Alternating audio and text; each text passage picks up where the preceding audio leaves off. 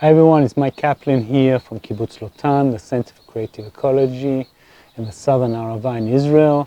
Here I want to show you our worms. Worms eat our garbage, we love them. Some people call me the worm whisperer because I love to talk to worms basically.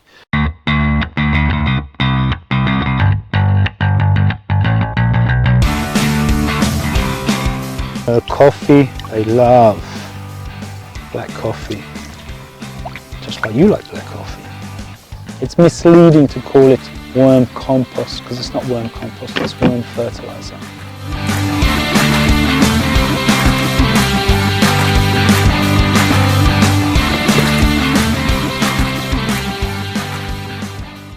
We've got this beautiful wooden box we made from old pallets. We've got another one over there which is bigger.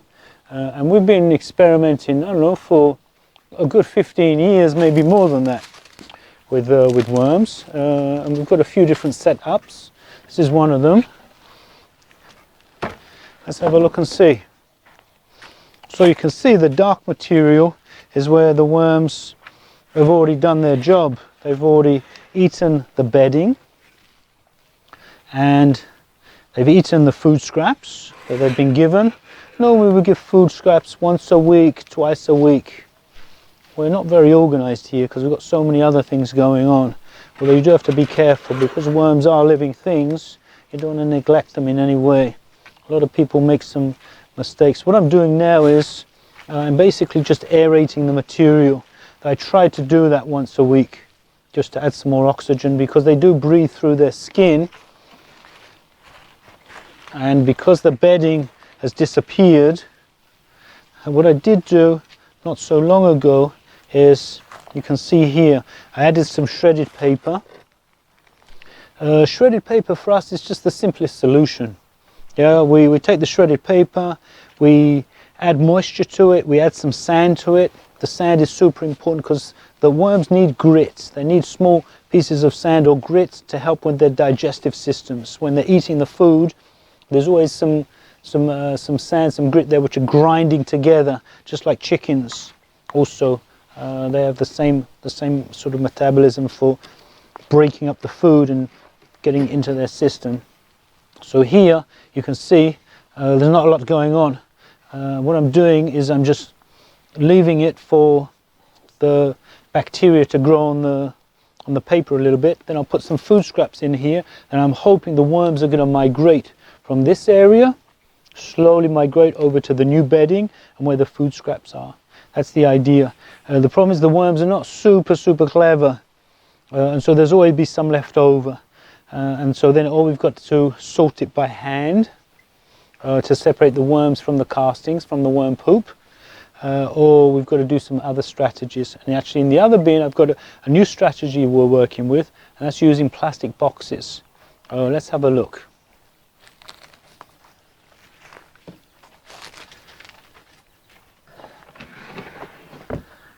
Now, as I'm sure you know, worm castings or worm poop is the best fertilizer in the universe.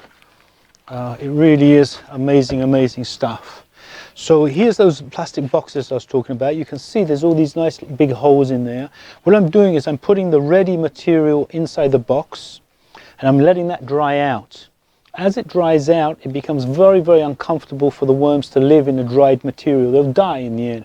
So they've got to run away from the dryness. And what they'll do is they'll dig down, they'll go through the box back into the material which is underneath. And so that way this is drying out, and then I can basically take the whole box of dry material and there'll be no worms inside, hopefully.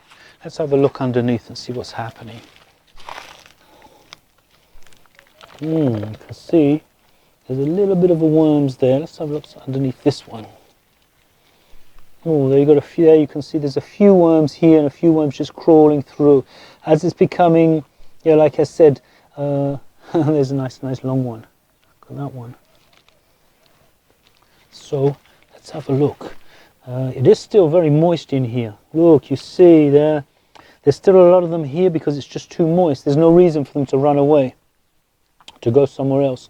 So as this stuff dries out, the other reason for them to disappear is because the sunlight. They don't like the sunlight. And so often the way you manually separate the worms from the casting is you make a big pile in the sunlight, the worms run away, they go deep down, and then you just take off the top centimetre where there's no worms, and then once again the worms are in the sunlight, and then once again they'll run away and go down. But that takes quite a lot of work, whereas this way is a passive way of doing it. So it's still moist, so it's not really working yet. This is a new batch.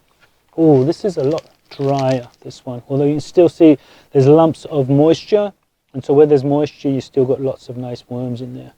And that's why we've got some wood here, just to keep a little bit of an air pocket underneath the moist material from the the material which is drying out. That's the idea. Because this is relatively new, hasn't dried out yet, which is not so good.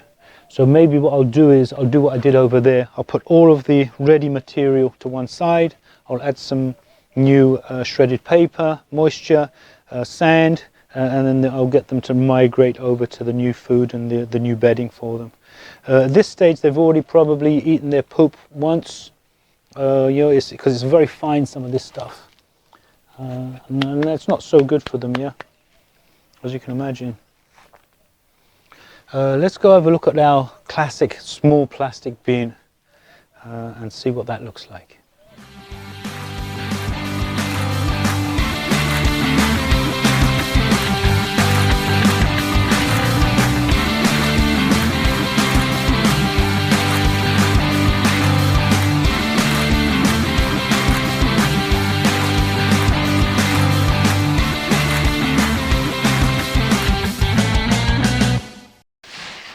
Okay, this is kind of the classic worm bin you often find on YouTube.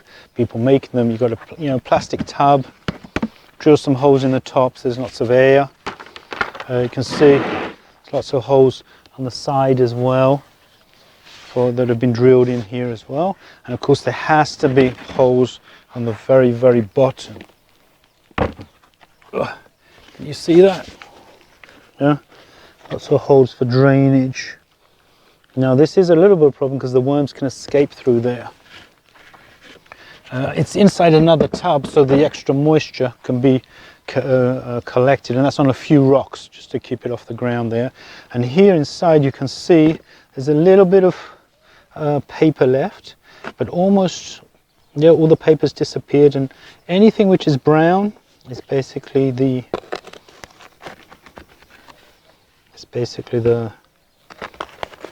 worm poop. You see there's lots of babies here. That's a good sign, because it means we're getting reproduction. I think I'm going to add a little bit of water because it's drying out a little bit.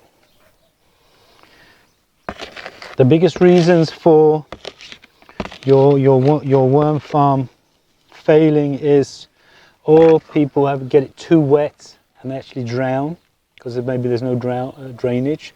The other is it's too dry and they breathe through their skins, and if they're not, they need 80% moisture inside their bedding. 80, 90%, 70%, depends a little bit whether you want more worms to be born or whether you want the worms to eat all the food scraps quickly.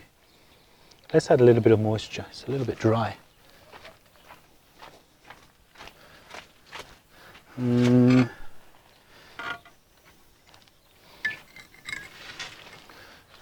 So here I've got some dirty black coffee cups which are in the sink, and so I'm just going to splash that on. Coffee, they love black coffee, just like you like black coffee. There we go. And this was at the very, very beginning that the shredded paper was all the way up here. So you can see the shredded paper has gone down and down and down as it's been eaten. And also we gave them food scraps once a week. This is almost ready for the worms to be separated. There's still a little bit of paper left, and that will normally take something like 3 months to get to that stage. Which is around about the same time as normal composting. Big difference is that this is a really high quality, fast reacting fertilizer, whereas compost is like sort of a complete meal. It's got a long-term benefits which are a lot more complex than this stuff. So there really are two separate things, and it's a little bit, it's misleading to call it worm compost because it's not worm compost, it's worm fertilizer, poop.